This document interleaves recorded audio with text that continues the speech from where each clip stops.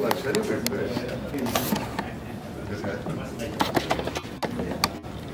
कसा वाढलाय बस.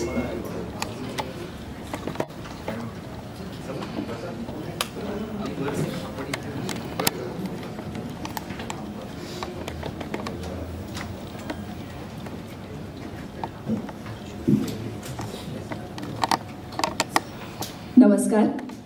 Coconut motion पिक्चर्सच्या वतीने आणि ओले आले या सिनेमाच्या संपूर्ण टीमच्या वतीने मी आज इथे उपस्थित असलेल्या सगळ्या मीडिया रिप्रेझेंटेटिव्हचं मनापासून स्वागत करते. आजचा कार्यक्रम खरं तर थोडासा वेगळ्या धाटणीचा आहे. दरवेळेसपेक्षा थोडीशी रूपरेषा वेगळी आहे. या सिनेमाचा ट्रेलर लॉन्च होणारच आहे आणि 5 जानेवारीला हा सिनेमा आपल्या सगळ्यांच्या भेटीला येतोय. पण तत्पूर्वी झलक तर पाहावी लागेलच की नेमकं काय आपल्याला पाहायला मिळणार आहे 5 जानेवारीला.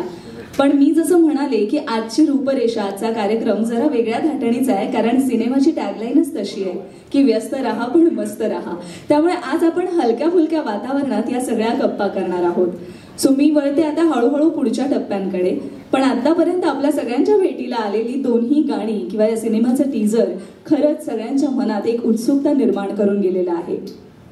टीजर पाहिल्यानंतर आणि आतापर्यंत आपण पोस्टर पाहिलेलं आहे, त्यामुळे आपल्या सगळ्यांनाच कळलंय की या सिनेमाचं सगळ्यात मोठं आकर्षण म्हणजेच आपल्या सगळ्यांचे लाडके अभिनेते नाना पाटेकर जी आहेत. खरं सांगू का, आता हे नाव घेतल्यानंतर इथे असं धडधड धडधड धडधड धडधड सुरू झालंय माझ्या की मी काय बोलतीये, कसं बोलतीये याचं प्रेशर मला मगापासूनच होतं. पण खरंच मनापासून सांगते, आतापर्यंत केलेल्या सगळ्या भूमिका प्रेक्षकांना, कलाकारांना, सिनेसृष्टीला बरंच काही वेगळं देऊन गेलेल्या आहेत. पण लहान तोंडी मोठा घास असेल कदाचित. मला नेहमी असं वाटतं की सर प्रत्येक भूमिका वेगवेगळ्या पद्धतीने करतात, ते साकारतात तेव्हा त्या छान वाटतातच.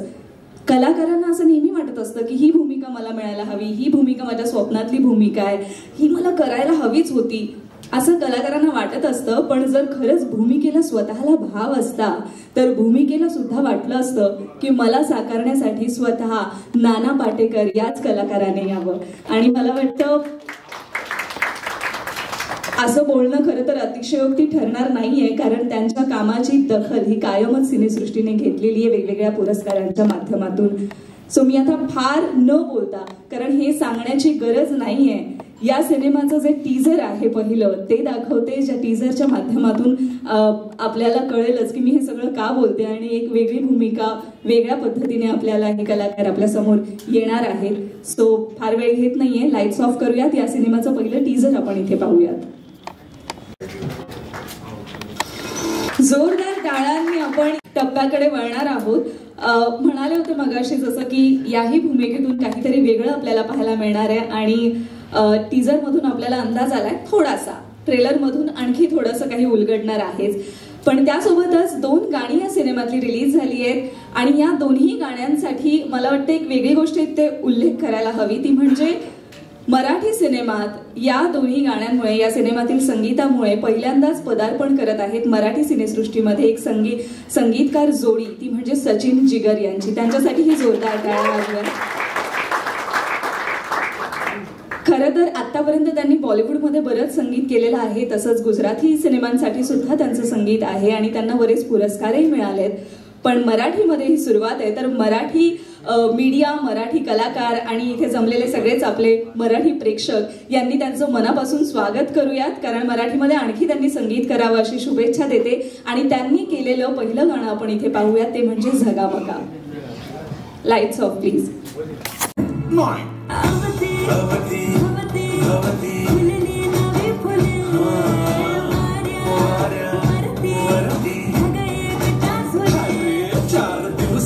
जिंदगी रे त्यात नौटंकी का तुझी रे, चल वाटाण फुटाण शेंगदाण होऊन बोलूया टाणा टाणा. आज पुलटू होऊन जगूया झगामगा.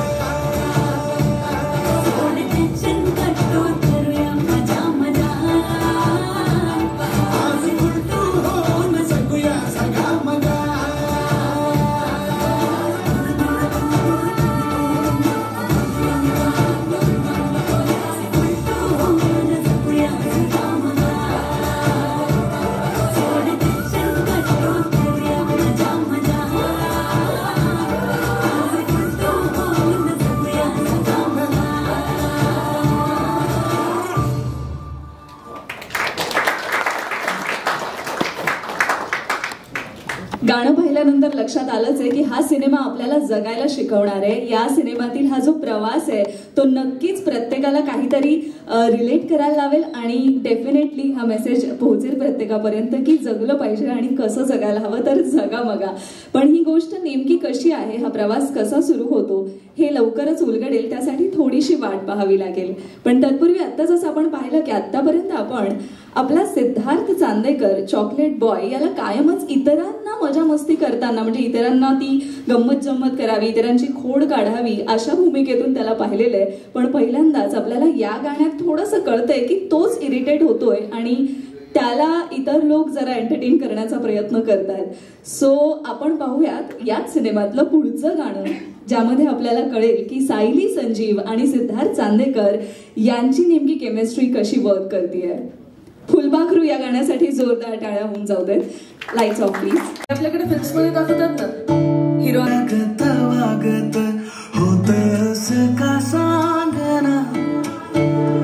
मोशन पिक्चर्स जे पहिल्यांदाच या सिनेमाच्या निमित्ताने मराठी सिनेसृष्टीमध्ये पदार्पण करतायत, त्यांचं आपण स्वागत करूयात आपल्या या सिनेसृष्टीमध्ये की आणखी त्यांनी असेच गोड सिनेमे नक्कीच बनवावेत, मराठी प्रेक्षकांना ते नक्की आवडतील. यानंतर खरं सांगायचं तर या सिनेमाच्या निमित्ताने बरेच जण आहेत जे पहिल्यांदा मराठी सिनेसृष्टीमध्ये पदार्पण करतायत. ते म्हणजे या सिनेमाचे कॅप्टन. याविषयी जर सांगायचं तर गुजराती नाटकांमध्ये हे नाव खूप फेमस आहे. तसंच गुजराती सिनेमे किंवा इतरही गोष्टींमध्ये हे कायम तत्पर होते. कला क्षेत्रात यांचं नाव खूप जणांना माहिती आहे. पण आता हे मराठीत सुद्धा दणदणीत वाजणार आहे याची खात्री मी तुम्हाला देते आत्ताच.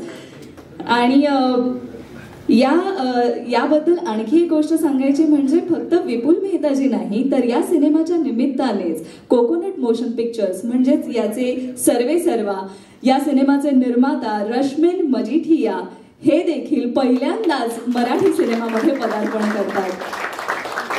खरं सांगायचं तर यापूर्वी त्यांनी अनेक हिंदी आणि गुजराती सिनेमे केले आहेत आणि अतिशय कलासक्त असं व्यक्तिमत्व आहे.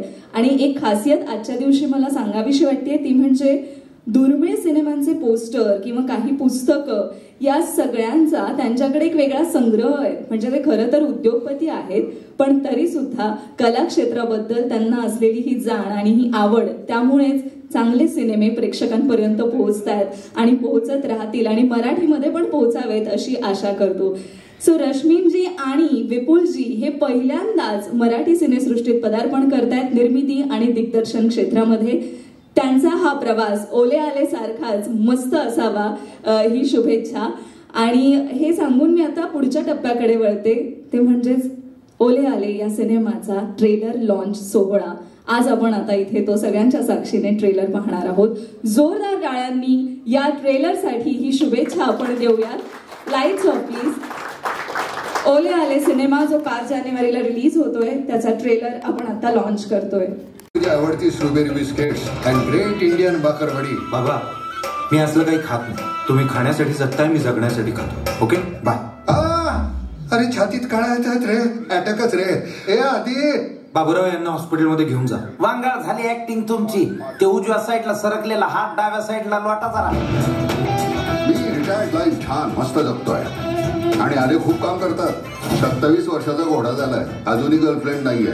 भूगोलाच्या पुस्तकात जेवढे देश शिकलोय ना मी, त्या प्रत्येक देशात मला माझं ऑफिस हवंय. पैसा कमावणं आणि तो योग्य रीतीने खर्च करणं या दोन्ही कला मिळून आयुष्य बनतं. झालं तुमचं? जोपर्यंत तुझं पूर्णपणे जगणं सुरू होत नाही तोपर्यंत माझं काही होणार नाही. बाबाला कुठीला धरून बाहेर काय काढतोयस? साहेब बाबा गेले. माझे बाबा पळून गेले. मी घर सोडून जात आहे. मला शोधण्याचा प्रयत्न करू नको. तुझा बाबा. हे काय देवानं 2 हात कशाला दिलेत? काम करायला. हात जोडले ना की काम आपोआप होतात. हे असे जोडायचे आणि पाया पडायचे. What is this? Jeep. Open jeep. ते बघ हिमाच्छादित शिखरे. कोण? बर्फाचा डोंगर बघ. हे कुठेतरी गाडी मिळते का बघ ना. त्याच्यात अशी घुसवतो, वरून सरबत मारून असं चोकून खाऊन टाकतो रे.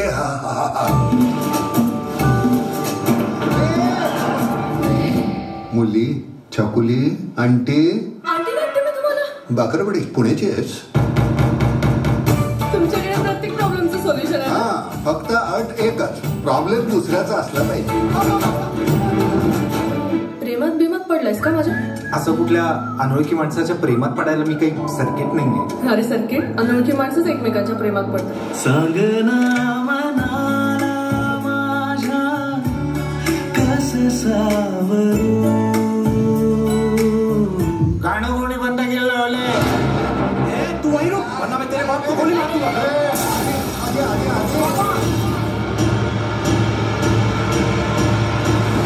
आयुष्य म्हणजे काय आहे रे? आपण किती जगलो याच्यापेक्षा कसे जगलो हे महत्वाचं आहे.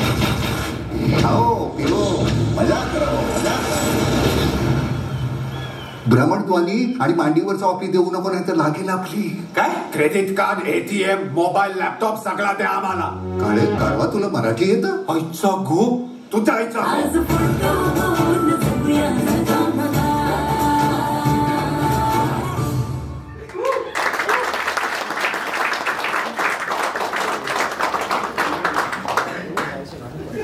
आत्ता आपण जो ट्रेलर पाहिला त्याची उत्सुकता आम्हाला बऱ्याच वेळापासून होती. खरं तर या सिनेमाच्या निमित्ताने रश्मिन मजीठिया जी आपल्या मराठी सिनेसृष्टीत येत आहेत त्यांनी कहवत लाल परिवार किंवा बुशर्ट टी शर्ट यासारखे जबरदस्त सिनेमे ऑलरेडी दिलेले आहेतच. आणि आता मला वाटतं ट्रेलर पाहिल्यानंतर ही खात्री पटली आहे की मराठी सिनेमाला सुद्धा एक छान सुपरहिट असा सिनेमा मिळणार आहे. आणि 5 तारखेला 5 जानेवारीला याची पावती तुम्हाला सगळ्यांना मिळेलच. पण आज आपण इथे जमलेलो आहोत फक्त ट्रेलर लॉन्च नाही, काही प्रश्न आहेत जे बऱ्याच जणांच्या मनात पडलेले आहेत, तर त्याची उत्तरं सिनेमाच्या टीमकडून आम्हाला अपेक्षित आहे. त्यासाठी एक छोटीशी अनौपचारिक अशी प्रेस कॉन्फरन्स, कारण मस्त राहूयात, मस्त प्रश्न विचारूयात. मी कलाकारांना आणि सिनेमाच्या टीमला सगळ्यांना विनंती करते की त्यांनी स्टेजवर यावं प्लीज.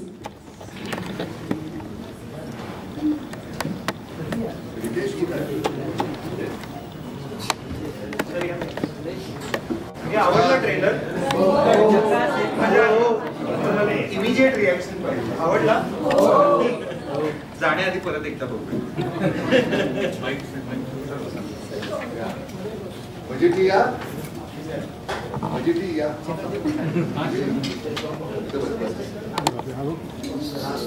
कॅमेरा कॅमेरा यानंतर मी सगळ्या आपल्या पत्रकार मित्रमैत्रिणींना विनंती करते की त्यांना जे काही प्रश्न विचारायचे असतील ते विचारू शकतात.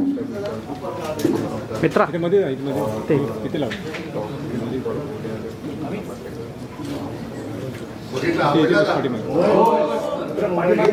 गमत माहितीये का, ह्या सिनेमाची तुम्हाला प्रथम दर्शनी पाहिल्यानंतर तुम्हाला त्या सिनेमाची गोष्ट कळणार नाही. आणि मी तुम्हाला खात्रीने सांगतो, हा सिनेमा पाहिल्यानंतर खूप हसून खूप रडाल. म्हणजे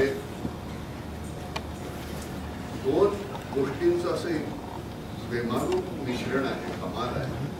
आणि त्याच्यासाठी त्या गोष्टीसाठी धन्यवाद. आणि एक तर मुळामध्ये म्हणजे त्याची अजून दुसरी गोष्ट सांगणार नाही मी. नाही ठीक आहे, ऐकू येतं ना रे ते बा. कदाचित आम्ही हिंदीमध्ये सुद्धा हा करू आता सिनेमा, नाही का? आणि हो करतो, नक्कीच करतो. गंमत का असते, एक सरळ एक साधा विनोदी चित्रपट म्हणजे तोही कठीण असतो, पण त्याला वेगवेगळे पापुद्रे असले ना की तो सिनेमा पाहायला फार मजा येते. आणि ह्या सिनेमामध्ये ते करत असताना मला प्रथम दर्शनी मी असलं काही कधी केलेलं नाहीये, वात्रटपणा. पण तो वात्रटपणा वरपांगी तुम्हाला पाहत असताना नंतर तो लक्षात येईल त्या सिनेमामध्ये, त्या गोष्टीच्या अनुषंगानं तुमच्या लक्षात येईल की नेमकी गोष्ट काय आहे. इतकं गोड काम केलंय आमच्या या मुलानं. आणि सायली आज हवी होती, तिला बरं नाही थोडंसं, त्यामुळे ती नाही आली.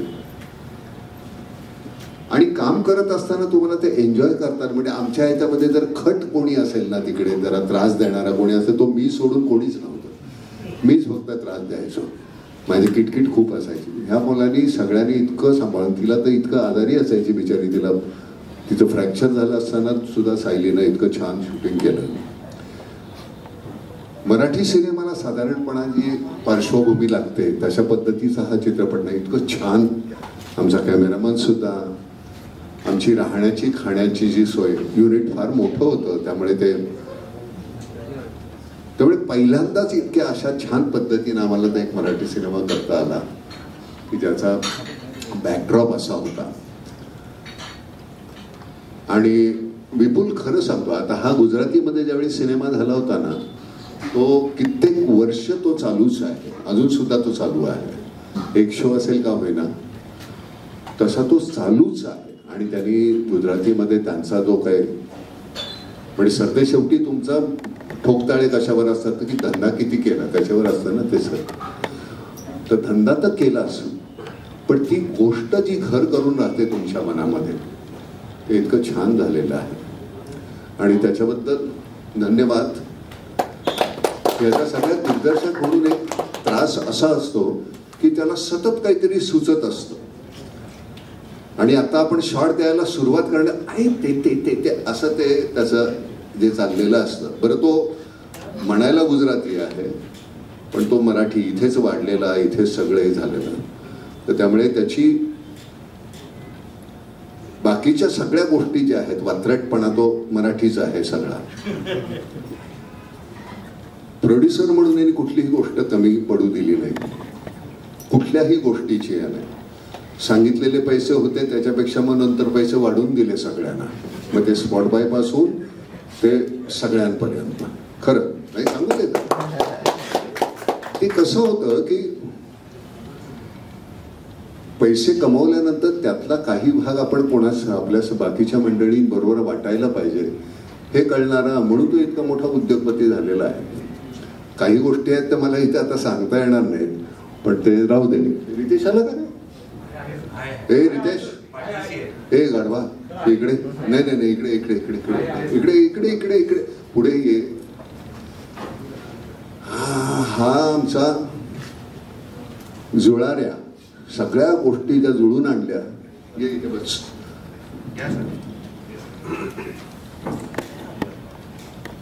सगळं छान जुळून जे आणलेलं आहे. इथे मला एकट्याला कॉफी आहे पण तिथे सगळ्यांना असायची. असं काही पक्षपात नव्हता. पण या मुलाने आम्हाला खरंच कुठली गोष्ट कमी पडू दिली आणि इतकं सुंदर केलं होतं. मी शपथ सांगतो की मी स्टेटमेंट कधी करत नाही मराठी सिनेमा किंवा माझ्या कुठल्याच सिनेमाबद्दल. आणि जे कुठलं स्टेटमेंट आहे ते फिल्म रिलीज झाल्यानंतर मी जाणीवपूर्वक पुन्हा एक प्रेस कॉन्फरन्स घेईन आणि मला माहिती आहे ती घ्यावी लागणार आहे. आणि त्यावेळी मी तुम्हाला सांगेन की माझ्या मनात काय होतं. जे मी ह्यांना सगळ्यांना बोललेलो आहे मी ते तुमच्याशी बोलेन. आता जर बोललो तर तो जरा शहाणपणा असं ठरेल.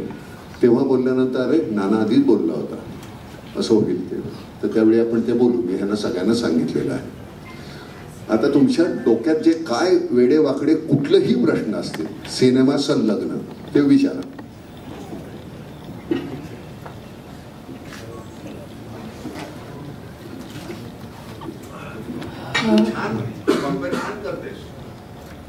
खरंच छान करते. फक्त तुला काही बोलताना फक्त ते इतकं सहज ओघवत आहे, जी फ्लुइडिटी पाहिजे ती आहे छान. फक्त तुझं का कोण जाणे थोडंसं ललिता पवारांसारखं थोडासा एक डोळा पण नंतर असा होतो थोडासा. पण खरंच छान. नाही नाही खरंच छान करतोय. पण काहीतरी तू अगदी अतिशय आता इथून असं येणार असेल त्यावेळी ते आणि मग ते मग थोडंसं ते होतं तसं. नमस्कार, रसिका शिंदे. ट्रेलर खरंच खूप छान होता. एक ट्रॅव्हल फिल्म पण वाटते आणि बाप आणि मुलाचं एक वेगळं नातं दिसून येत आहे. तुम्ही आधीच म्हणालात की उत्तम काम केलंय सिद्धार्थने. मकरंद सरांसोबत काम करतानाचा अनुभव कसा होता? आणि जी टॅगलाईन आहे चला फिरूया हसूया जगूया, तुम्ही किती फिरलायत? कोणती ठिकाणं तुमच्या आवडीचीच फिरायची? कोणती ठिकाणं तुम्हाला फिरायला आवडतात किंवा आतापर्यंत जिथे तुम्ही ट्रॅव्हल केलंय फिरण्यासाठी?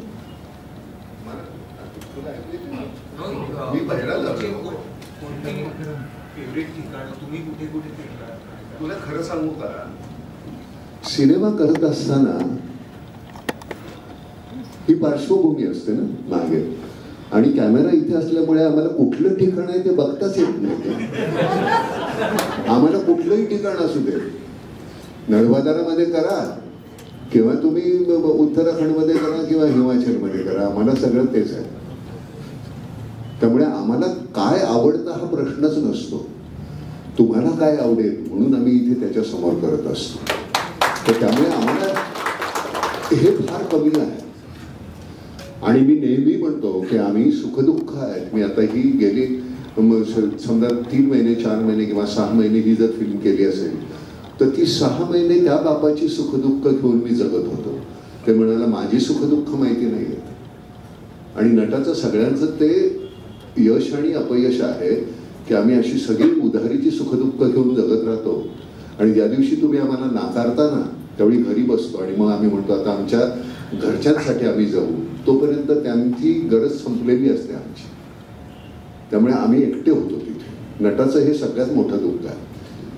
घरच्यांना सवय झालेली असते आमच्या नसण्याची आणि मग असण्याची अडचण होते. हा गोंधळ आहे. तर त्यामुळे हे मागचं जे काय आहे ना ते तुम्हाला दिसत असतं. आम्ही इथे उभे असतो तर तुम्हाला काय बघायला आवडतं त्याच्यावर ते अवलंबून आहे. पण ज्यावेळी इकडची अलीकडची जी गोष्ट ज्यावेळी छान असते ना त्यावेळी मागं काय हे याला काही फार महत्व नसतं. हे इथलं फार छान असायला पाहिजे.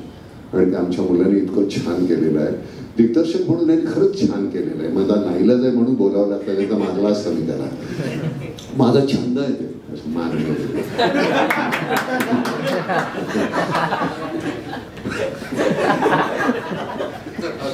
असो.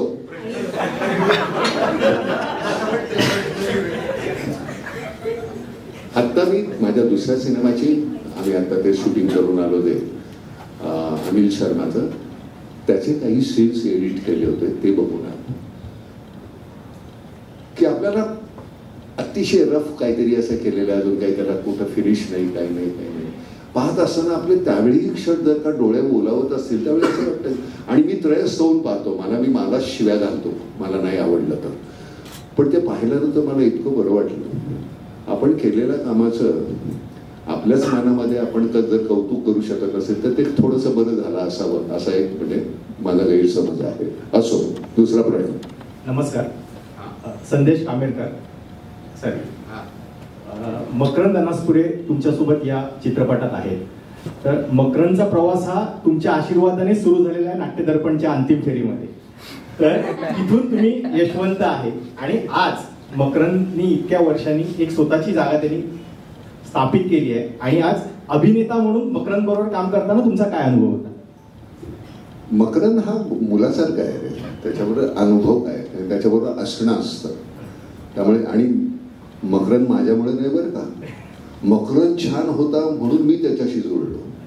उगाच कुणाशी जुळण्या इतका मी काही साधा नाही सोपा नाही. तो इतका अप्रतिम आहे. त्याच्याकडनं खूप शिकायला मिळतं. आणि नट म्हणून तुम्हाला तो एरवी त्यांनी हे तुम्ही पाहिलेलं आहे. पण त्याच्या व्यतिरिक्त मकरंद फार मोठा नट आहे. तर तुम्ही ते ज्यावेळी पाहाल ना त्यावेळी तुम्हाला लक्षात येईल. गंभीर स्वरूपाच्या भूमिका इतक्या अप्रतिम करतो तो. एक तर मुळामध्ये त्याचा गाभा असा इतका सकस आहे. वाचतो खूप. इतकं वाचन आहे त्याचं. अतिशय प्रगल्भ मुलगा आहे तो. आणि इतक्या मोठमोठ्या छान गोष्टी करत असतो ज्याची वाच्यता कधी नाही. कुटुंबासाठी मित्रांसाठी सगळ्यांसाठी आमच्या माध्यमातून त्यांनी इतकं काम केलेलं आहे. पण आमची ही सगळ्यात मोठी पुंजी आहे मकरंद म्हणजे. त्यामुळे हा गैरसमज काढून टाक की मकरंद माझ्यामुळे मकरंदमुळे मी काहीतरी असेल थोडाफार. मकरंद हा अतिशय कुठली तरी एकांकिका करत होता तिथे. मी आणि शफी इनामदार होतो त्यावेळी त्याला पाहिला होता की हा मुलगा खूप मोठा होणार. कारण तो वन डायमेन्शनल नाही आहे. मकरंदला खूप अशा वेगवेगळे पापुद्रे आहेत. तो कांद्यासारखा एक सोडला की दुसरा दुसरा सोडला की तिसराचे खूप आहेत. अकलेचा कांदा त्याचा खूप मोठा आहे. सिद्धार्थ माझा तुला प्रश्न होता. पहिल्यांदा नाना सरांसोबत काम करतोयस आणि सायली सोबत हा दुसरा चित्रपट. कसा होता एकूण अनुभव आणि शूट करतानाचे काही लक्षात राहणारी किस्से? अजिबात खोटं बोलू नको. तिला बसायला खुर्ची दे.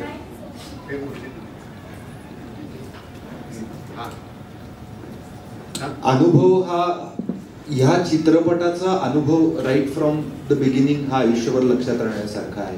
कारण चित्रपटाची प्रोसेस कशी असावी चित्रपटात काय सगळ्यात पहिल्यांदा म्हणजे मला म्हणजे आता माहितीच आहे तुम्हाला, मला असं काही वडील इन्फ्लुएन्स मला माझ्या आयुष्यात कोणीच नव्हता कधीच. पण मला ह्या सिनेमामुळे मला असं वाटायला लागलं, मला असं जाणवायला लागलं की वडील असावे तर ते नानांसारखे असावे. हे मला जेन्युइनली वाटायला लागलं. याचं कारण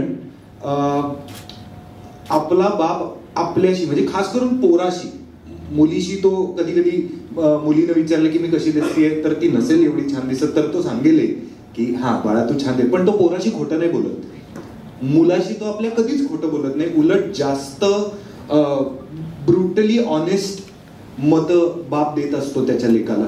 कारण त्यांनी त्याच्या पायावर काही करून उभं राहणं फार गरजेचं असतं आणि हे त्या बापाला कळत असतं. नाना सर आम्हा सगळ्यांची असा ब्रुटल ऑनेस्ट बाप म्हणून वागले, सगळ्यांची, की आम्ही ऍक्टर म्हणून कुठे चुकत असू तर आम्हाला खडे बोल सुनावले, आम्ही चांगलं केले की पहिली येऊन आमच्या गालाची पप्पी घेतली. हेच दिग्दर्शका बाबतीतही आहे, हेच प्रोड्युसर्स बाबतीतही आहे. म्हणजे आम्ही सगळ्यांनी नाना सरांचा ओरडा खाल्लाय आणि आम्हाला सगळ्यांना त्यांनी ओरडा दिल्यानंतर सकाळी पहिले 50 जणांसाठी त्यांनी मिसळपाव केला होता की मी ओरडलो ना तुम्हाला, माझ्याकडनं तुम्हाला सगळ्यांना मिसळपाव, माझ्याकडनं सगळ्यांना तुम्हाला डोसे. हे मला असं वाटतं की जो खरा खुरा बाप आहे ना हे तोच करू शकतो, या दुसऱ्या कुठल्या माणसाला जमणार नाही. त्यामुळे नाना सरांबरोबर कॅमेरा शेअर करण्याचा, स्क्रीन शेअर करण्याचा अनुभव मला नाही वाटत मला शब्दात कधीतरी सांगता येईल. माझं म्हणणं आहे तुम्हाला कधी संधी मिळाली तर ती त्या संधीचं सोनं करा, ती संधी कधीच गमावू नका. जर का नाना सरांबरोबर 10 सेकंदासाठी सुद्धा का असेना तुम्हाला स्क्रीन शेअर करायला मिळत असेल ती संधी अजिबात सोडू नका. कारण ते 10 सेकंद तुम्ही फक्त स्क्रीन समोर असाल पण त्याच्या मागे तो माणूस 10 तास 10 दिवस तुम्हाला मदत करेल. आणि मला असं वाटतं की ही त्यांच्याकडनं शिकण्याची फार महत्वाची गोष्ट आहे असं मला फार वाटतं. की जर का कधी मोठा झाल्यानंतर मी पुढे मोठा झालो, खूप काम केलं, आणखी मोठा अभिनेता झालो, तर जे नवी अभिनेते असतील त्यांना कशी मदत करावी, त्यांना कुठे कमी पडतंय, कुठे काय लागतंय हे त्यांना कसं द्यावं, यासाठी कायम नाना सर झटत राहतात. आणि याबद्दल काहीच खोटं नाही, हे सगळ्यांना माहिती आहे. सो बापासारखा माणूस आहे तो आणि बाप माणूस आहे. गंमत कशी आहे, आपण क्रिकेट खेळत असताना, मी खेळत असताना समोरचा माणूस म्हणजे मी ज्यावेळी आहे त्यावेळी मी रन्स केल्या, त्याची बॅटिंग आल्यानंतर त्यांनी किती छान खेळावं, किमान त्याला रनआउट करू नये एवढीच खबरदारी घ्यावी. त्याचं कारण असं आहे, ह्यांनी चांगलं नाही केलं तर माझं चांगलं नाही होणार. सरते शेवटी ही मॅच आहे, मॅन ऑफ द मॅच कोण आहे हा फार गौण भाग आहे, पण ती मॅच जिंकायची. आणि इतकं सुंदर, मी खरं सांगतो मला कौतुक करताना त्रास होतो पण नाईलाज आहे, या लोकांनी इतकं छान केलंय, फार गोड केलंय, खरंच गोड केलंय. ते याचं हे माझ्या मते ह्या सिनेमातलं जे काम आहे हे सगळ्यात सुंदर काम आहे. त्याचा एक मुरंबा का काहीतरी होता तो ना, गुलाबजाम, हा, तो एक गुलाबजाम मधलं मला काम आवडलं होतं, सोन्यावती. आणि हे काम मला हे अतिशय आवडलं. आणि ह्याच्यात तुम्हाला खरं सांगतो, मी अजून पाहिल्यानंतर सिनेमा की मी इतका नकळत भाय मोकळून म्हणजे हुंदके देण्या इतका मी रडतो. मला काही वेळ इतका त्रास होतो की नको पण तरी सुद्धा ते पुन्हा पाहावं असं वाटतं. थँक्यू.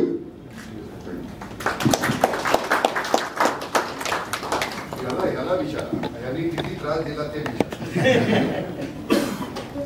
नाना सर, मला तुम्हाला एक प्रश्न विचारायचा आहे आणि त्याच्या आधी एक छोटीशी गोष्ट आहे.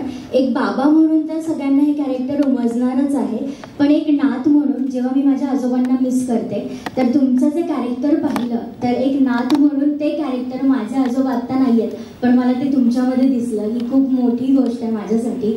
आणि माझा प्रश्न असा होता की तुमच्या वयामध्ये असताना तुमचे जे बाबा आहेत खऱ्या आयुष्यातले ते लवकर गेले, त्यामुळे त्यांचा सहवास जो होता तो कमी तुम्हाला लागला. तर आत्ता तुमचे बाबा या ठिकाणी असतात आणि ही भूमिका साकारताना तुम्हाला जर त्यांनी पाहिलं असतं तर ते त्यांची कॉम्प्लिमेंट किंवा कमेंट जे काही असेल ती काय असते? कसं होतं की आता तू नात म्हणलीस ना, तर नातीचं नातं जडलं आपलं आता.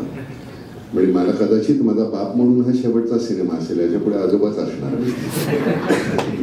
तर गंमत काय होतंय की आपण जे गमावलंय ना, कदाचित मी हे करत असताना, हा सिनेमा करत असताना माझ्या वडिलांच्या खूपशा गोष्टी मी त्यातल्या कुठल्या तरी माझ्या नकळत वापरत जातो. बस ना तू खाली. तर त्या आपल्या नकळत वापरत गेल्या ना, तर त्याची गंमत आहे. जाणीवपूर्वक सुद्धा तुम्ही वापरू शकता, पण गंमत कशी होते की तुम्ही ते करत असताना त्याचा परिणाम जो आहे तो किती तुमचा तो साधला जाणार आहे. म्हणजे माझा आहे अनुभव म्हणून मी तो तिथे उगाच चिकटवायचा तसं नाही.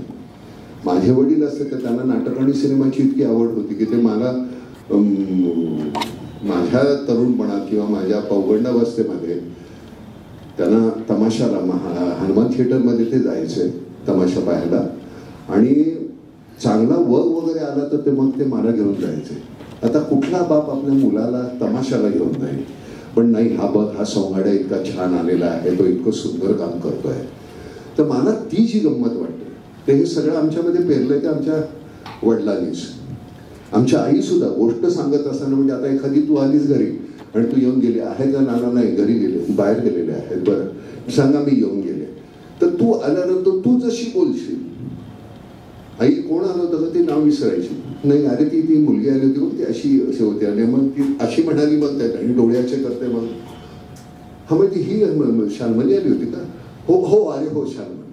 तर आमच्या आईला ती सवय ते सगळं एनॅक्ट करून दाखवण्याची. ते कदाचित आमच्या, आणि आम्हाला ते प्रत्येक गोष्ट आमचे गुरुजी सुद्धा आम्हाला खूप छान शिकून गेले. शिक्षा करत असताना छडी घेताना असे हात पुढे केला की आमचे एक शिक्षक होते फार छान अप्रतिम शिक्षक, आठवलं की मला काही वराला होतं. हात पुढे केला की अशी जोराने छडी वर करायचे आणि आता मारणार आणि आपला फटका बसणार म्हणून आम्ही असे डोळे माझे मिटले जायचे असं काय. आणि तरी सुद्धा छडी बसली नाही म्हणून मी उघडायचो, तोपर्यंत उघडले की मारायचे पटकन. असे क्रूर होते आमच्या ते गुरुजी की कधी वाढ. तर ह्या सगळ्या गोष्टी कुठेतरी साठलेल्या आहेत. मला जर करायचं झालं तर ज्याच्या आता मुसकाटीत मारायची झाली की हात हे केल्यानंतर तर हा डोळे बंद करणार आणि डोळे उघडले की मग मारायचे. तर त्या तुमची भूमिका कुठली आहे, तो नाठाळपणा तो मला कशा पद्धतीने वापरता येत असेल. आणि नाठाळ हा शब्द मला इतका आवडतो, खरंच इतकं छान आहे. त्याच्यामध्ये तो वात्रट नाठाळ अमुक अशी मुलं असतील ना, तर ते मला तो नाठाळ बाप करायला मिळालेला आहे याच्यामध्ये. आणि याच्यामध्ये खरं बाबाची भूमिका ह्यांनी केलेली आहे, मी मुलाची केलेली. खरं मी नाठाळ आहे, खरं अगदी असं आहे, उलट आहे.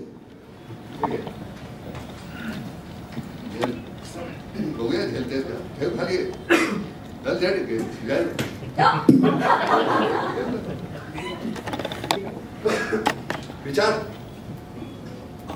नमस्कार, मी नितीन मोरे. तुम्हाला दोघांना मला प्रश्न विचारायला आवडेल. पहिले तुम्हाला मला प्रश्न विचारायला आवडेल. ट्रेलरमध्ये ज्या पद्धतीने मकरंद सरांनी सिद्धार्थला फोन करून सांगितलं की बाबा तू जबाब केला तर कुठे तर पळून गेले, मला शोधण्याचा प्रयत्न तुम्ही करू नका. खऱ्या आयुष्यामध्ये असंच कोणालाही न सांगता फिरायला जायला आवडेल का? कोणाला? घरच्यांना वगैरे कोणाला नाही सांगता. मी का विचारतो मी असा खूप न सांगता फिरायला एकटाच.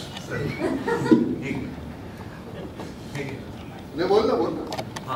तुला सुद्धा सेम प्रश्न आहे. तुला सुद्धा खऱ्या आयुष्यामध्ये जरा कामाचा व्याप वगैरे बाजूला सांग, कोणालाही न सांगता सोलो ट्रिपला बोल किंवा असंच फिरायला जायला आवडेल का? आवडेल, पण परत यायला स्कोप नाहीये. मग हा मुद्दा लक्षात येईल. मी माझ्या बायकोला न सांगता कुठे निघून गेलो तर मला घरात परत जागा नाहीये.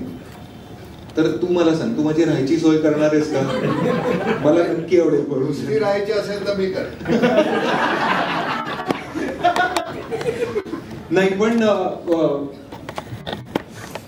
हा सिनेमा जे सांगतोय ते फार महत्वाचं पण यासाठी आहे की काम तर कोणाकडे, म्हणजे काम तर सगळ्यांना आहे, सगळ्यांना करायचं आहे, मेहनत खूप करायची. थोड्या दिवसांसाठी जर का आपण साधा श्वास, आपल्याला पण बरं वाटतं ना की पूर्ण वेळ आपण काय लॅपटॉप समोर बसलोय, काहीतरी लिहितोय, कुठलं तरी आर्टिकल करतोय. समजा तुम्ही सुद्धा काहीतरी करत असाल, अख्खी रात्र काढली आहे, जरा वेळापुरतं तुम्ही खाली कुठे चालून आलात किंवा घरात म्हणजे काय बाल्कनी असेल तिथे उभे राहिलात 5 मिनिटासाठी, तरी सुद्धा आपल्याला बरं वाटतं, आपल्याला काहीतरी छान वाटतं, काहीतरी नवीन सुचतं. काहीतरी काम करत असताना कामाबद्दल कधीच सुचत नाही, काम थांबवल्यानंतरच कामाबद्दल चांगल्या गोष्टी सुचतात. झाल्याबद्दल काय केलं, काय कसं, आता नवीन काय करायचं, हे काम थांबवलं, थोड्या वेळापुरतं थांबवलं, असं नाही की खूप मोठा ब्रेक घेतला, थोड्या वेळापुरतं थांबवलं तर नवीन काहीतरी सुचत जातं. सिंहावलोकन म्हणून एक त्याला छान सूत्र, सिंहावलोकन. सिंह चालत असताना असं चालतो आणि मध्येच असं मागे वळतो. आपण काय केलं याच्याकडे आपण पुन्हा पाहतो. करेक्ट. आणि खरं तर त्याच्यामधल्या चांगल्यापेक्षा वाईट गोष्टी जाणवत राहतात आणि मग whether we can rectify it or not. आणि सिनेमामध्ये रेक्टिफाय करता येत नाही, पुन्हा तिथे जा, पुन्हा तिथे करणं. तुम्हाला माहिती आहे किती शॉट ह्याचे किंवा आमच्या सायलीचे इतके एक्सटेम्पोर आहेत. पाऊस मध्येच पडला, मध्येच काय झालं, मध्ये अमुक काय दिवसच गेला, रात्रभर पाऊस झाला. एक दिवस आम्ही कंटिन्युअस 22 तास शूटिंग, किती रे प्रसाद, 22 तास शूटिंग करत होतो. बरं हा मूर्ख माणूस, बरं असं, अरे मी 73 वर्षाचा आहे गाडवा, आणि मग ते वर डोंगरावर, आणि ते डोंगर म्हणजे त्याला इतकं स्लिपरी आहे ते, असं असं चढत वर जायचं, पुन्हा खाली येऊन पुन्हा एकदा वर. तर तसं शूटिंग आम्ही केलं. पण ते केव्हा करायला आवडतं की ज्यावेळी तुमचा गाभा इतका छान असेल, इतकं छान वाटतं ते करायला, त्यावेळी ते छान. या पोरांनी काय कुठल्या ऑड ह्याच्यामध्ये ते गाणं केलेलं आहे तुम्हाला माहिती नाहीये. थंडी मरणाची होती म्हणजे अक्षरशः, त्यामुळे गोंधळ झाला होता खरं, इतकी म्हणजे हो अशी ते पाठीच्या कण्याबद्दल ती वापरून गेली. हे सगळं त्यामुळे मी फार मजा केली. ह्या मुलांचं तुम्हाला खरं सांगतो, मी काही भाकीत उगाच करत नाही, पण अजून आजचा हा आणि अजून एक हा ज्यावेळी माझ्या वयाचा होईल तो, त्यावेळी नट म्हणून, दिग्दर्शक म्हणून सुद्धा तो दिग्दर्शनही करेल कदाचित, तो इतका प्रगल्भ होईल. एक तर मुळामध्ये जमीन इतकी सुपीक आहे, माणूस म्हणून तो इतका छान आहे. माझा नाईलाज आहे म्हणून मी बोलतोय बरं, हे खरंच तो इतका छान आहे. त्याच्याबरोबर राहिलं, चांगलं म्हणजे काय वाईट वाटतं बोलताना, त्याच्याबरोबर राहिल्यानंतर बरं वाटतं. वाईफ जर आपण म्हणतो ना, तिथे गेल्यानंतर फार बरं वाटलं. मी पूर्वी म्हटलेलं आहे की देवळात आपण ज्यावेळी जातो त्यावेळी देवळात जायचं, देवाला आपण पाय पडायचं म्हणून नाही जात. मी तिथे जातो कारण देवळात गेल्यानंतर माझ्यामध्ये होणारा बदल मला आवडतो म्हणून मी देवळात जातो. आपल्याला एखादा माणूस आवडतो म्हणजे काय, त्याच्याबरोबर असताना आपल्याला छान वाटतं, आणि छान वाटणं म्हणून मग ती माणसं आवडतात. काही जणांची, आमच्या मित्रांची नवरा बायको जे आहेत, म्हणजे एकमेकांवर इतकं जीवापाड प्रेम आहे त्यांचं. म्हणजे प्रेम म्हणण्यापेक्षा त्यांचं ते इतकं त्यांचं एकमेकांवर असेल, पण तरी सुद्धा तर ते एकमेकांबरोबर असणं, ते असणं जे आमचं होतं सगळ्यांचंच. आणि मी वयानुसार काही वेळ एक थोडंसं चिडचिड व्हायची, पण कामावर त्याचा कधीच कुठेच असर झाला नाही. बरं, ती आमच्याकडे जीप जी आणली होती, ती जीप चालवताना मला भीती वाटायची. इथे अख्ख्या त्या सगळ्या प्रवासामध्ये इतकी छान ती जीप चालवली कुठे, म्हणून मला भीती वाटते. मला असं वाटतं की जगातला सगळ्यात सुंदर ड्रायव्हर मी आहे, पण हाही चांगला आहे, तुला छान आहे, स्कोप आहे तुला. नाही मस्त विचार. विपुल सर, मला तुम्हाला प्रश्न आहे. मुळात नाना सर, सिद्धार्थ असेल आणि झाली ही निवड कशी झाली कलाकारांची, आणि कथेबद्दल आम्हाला थोडं सांगा, कसं सुचलं, कसं पुढे प्रवास झाला? कथेबद्दल असं आहे की एकदा मी घरी बसलो होतो आणि चहा पीत होतो, आणि माझा मुलगा आला आणि मला बोलला की मी तुमची शूज घालून जातो. विचारलं मला ते घालायचे, पण तुमचं खूप झालं घालून, मला घालून जाऊन द्या, तुम्ही दुसरे घ्या. आणि मी त्याला नेहमी सांगायचो, जरा 5 मिनिटं बस रे, 10 मिनिटं बस, तू बिझी आहेस पण 10 मिनिटं बस. तर त्यांनी मला उत्तर दिलं की मला जेव्हा तुमची गरज होती मी तुम्हाला सांगत होतो 10 मिनिटं बसत, तुम्ही बसायचे का? तर ते कधी झालं नव्हतं. तर तसं निघून गेला आणि मला असा एक प्लॉट डोक्यात आला की बिझी मुलगा आणि त्याच बिझी मुलगाबरोबर जर मुलाबरोबर बापाला 10 मिनिटं काढायची असेल तर ते कसं मग आवर्जून मी ते विचार करत करत करत मी ती कथा लिहिली आणि मग ते आम्ही पिक्चर बनवलं. आणि जेव्हा मराठीचं बोलणं झालं तेव्हा रश्मिन सर आणि रितेश मला बोलले की आपण नाना पाटेकरांकडे जाऊया. आणि नाना पाटेकर म्हणजे मी त्यांचा एक थोडासा रुमानी हो जाय पिक्चर अजून पण तो माझा स्ट्रेस बस्टर आहे, कारण की मला त्याच्यात नाना इतके आवडलेले आणि मी त्यांचं पुरुष नाटक बघितलेलं. म्हणजे हे जी 2 आठवणी होती ती माझ्या डोक्यात अशी ठामपणे होती की पुरुषमधला नाना आणि त्याच्याहून एकदम वेगळा नाना पाटेकर थोडासा रुमानी हो जायमध्ये. आम्ही गेलो त्यांच्याकडे भेटलो, मग आम्ही त्यांच्या शेतावर जायला निघालो. तर यांनी सांगितलं तू बस माझ्याबरोबर. बसतो आम्ही रस्त्यात, तरी मला का घेतोय, माझ्यापेक्षा विक्रम चांगला आहे ऍक्टर, त्याला घेऊन कर ना. चला पहिली गोष्ट आजोबांची नाही आहे, बाप आणि मुलाची आहे आणि मला हा पिक्चर तुमच्या बरोबर करायचा. आणि तुम्ही नाही केलं तर मी अजून 2-3 वर्ष वाट बघणार, मग तुमच्याकडे मी परत येईन आणि परत आपण हा पिक्चर करूया. जर ते जाता जाताना बोलणं झालं आणि त्यांना स्टोरी आवडलेली आणि मग तो सगळा प्रवास घडला आणि आम्ही पिक्चर शूट करायला गेलो. जसं सिद्धार्थ बोलला, नाना जे हे शिकण्यासारखं आहे. आजच्या जनरेशननी सगळ्याच ऍक्टरनी सकाळी 7ची शिफ्ट असेल ना तर 6:15 नाना चहा पीत स्क्रिप्ट त्या दिवशीचे जे सीन्स असतात ना ते घेऊन बसा. तर त्यांना पूर्ण स्क्रिप्ट बाहेर होती, तोंडपाठ होती पूर्ण स्क्रिप्ट, पण तरी रोज ते सकाळी बसायचे. आणि मी जेव्हा पाहुणे चाललं इकडे ह्याच्यात एवढा बदल करूया का, ह्याच्यात एवढा बदल करूया का, हे वाक्य असं घेऊया का. आणि त्यांनी रात्रभर तो विचार करून ती वाक्य सकाळी लिहून ठेवलेली होती. So that discipline as an actor जी स्क्रीनवर तुम्ही बघणारच की काय वेगळे. म्हणजे काही वेळेला नाना असं सांगायचे नाही की चला आज सीन केला आणि एखाद सीन होता ज्याच्यात त्यांनी यायचं होतं आणि ते असे जिने होते आणि तसे लहान मुलासारखे उड्या मारत आले आणि आम्ही सगळे जमिनीवर होतो, विच वॉज नॉट एक्सपेक्टेड की नाना असं काही करतील. So the overall experience working with Nana, Siddharth, आत्ताच मी सांगत होतो की सिद्धार्थ आणि नानाचे खूप असे सीन आहेत आणि काही सीन असे होते की जे सिद्धार्थचे आहेत, पण नानाने he is just cooperated in such a good manner. म्हणजे एक ऍक्टर दुसऱ्या ऍक्टरला जेव्हा वाव देतो ना की तुझा सीन आहे, तू कर, असा कर, असं कर, आणि त्यावेळेला स्वतःला कंट्रोल करून त्याच्या सीनवर आपण जास्त रिॲक्ट नाही करायचं आणि तो सीन त्या ऍक्टरचा आहे ते करणं, हा एक ऍक्टरची ग्रेटनेस असते नेहमीच, की दुसऱ्या ऍक्टरला वाव द्यायचं, त्याच्या सीन आहे त्याला करू दे. So that was really great of Nana. आणि छोटासा किस्सा आहे, आम्ही काही शूट करताना माझ्या पायावर पाईप पडला लाईटचा, तर जरा पाय सुजला, मी असं चालत होतो.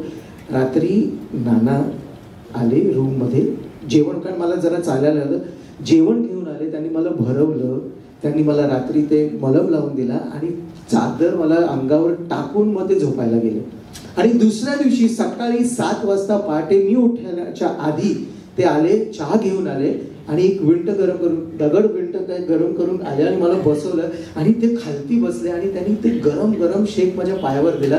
म्हणे चाल आता जायचं shooting. So that was great.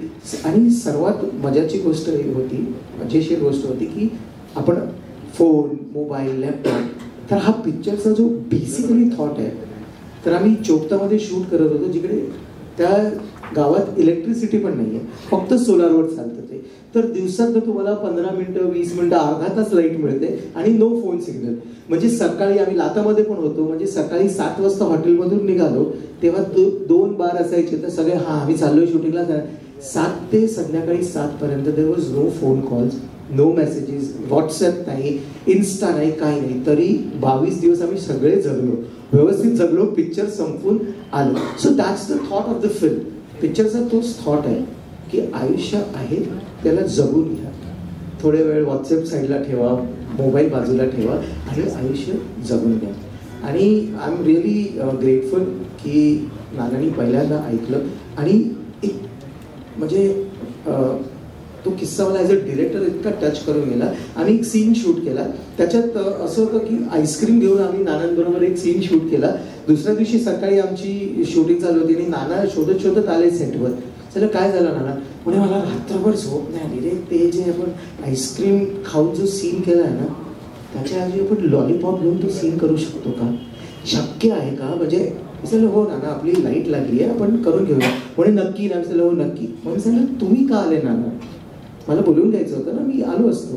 म्हणे नाही रे, मला सीन रिशूट करून घ्यायचा ना ऍक्टर म्हणून, तरी माझं कर्तव्य आहे की मी येऊन डिरेक्टरला विचारावं की एवढा सीन होणार का. हे इतकं सहज भावाने एक ऍक्टर जेव्हा डिरेक्टरला रिस्पेक्ट करतो किंवा आणि खरंच सांगतो, सिद्धार्थ असो, सायली असो किंवा नाना, प्रत्येक शॉट झाल्यावर तर नाना यायचे, बरोबर आहे का, करू का अजून एक, असं करूया का, चला नाना ते थोडंसं असं करूया, हो चल ना घेऊया. त्यांनी कधीच म्हणजे हवे इतके रिटेक केले. आणि जेव्हा जेव्हा जे जे लागेल, आणि मी जो विचार केला होता ॲज अ डिरेक्टर की ओले असे असले पाहिजे, आले असं असलं पाहिजे किंवा सायली असे, आणि तिघा कॅरेक्टरनी खूप अप्रतिम काम केलं. आणि मी जो विचार केला तर कॅरेक्टर असे असायला पाहिजे, त्याला कोणी 100% त्या हिशोबाने माझ्या कथेला, माझ्या दिग्दर्शनाला 100% वर घेऊन ठेवलं. I am thankful to all of them. Thank you so much.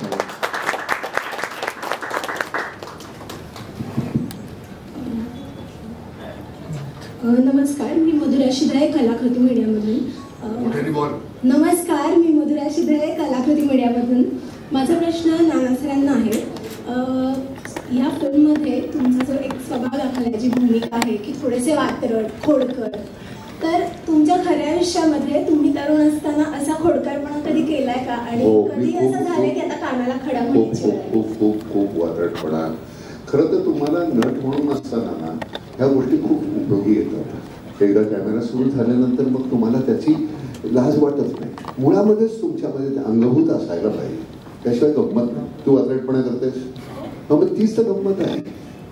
तुझ्यात लक्षात ठेव, तुझं लग्न झालंय, मित्र आहे, हा, मग तुमच्यामधला हा जो अवखळपणा आहे, तुझ्यातला तो वात्रट, नेमकं तुझ्यातलं काय किंवा त्याच्यातलं तुला काय आवडत असेल, तर ते जे आवडणं जे आहे ना ते जपायचं असतं.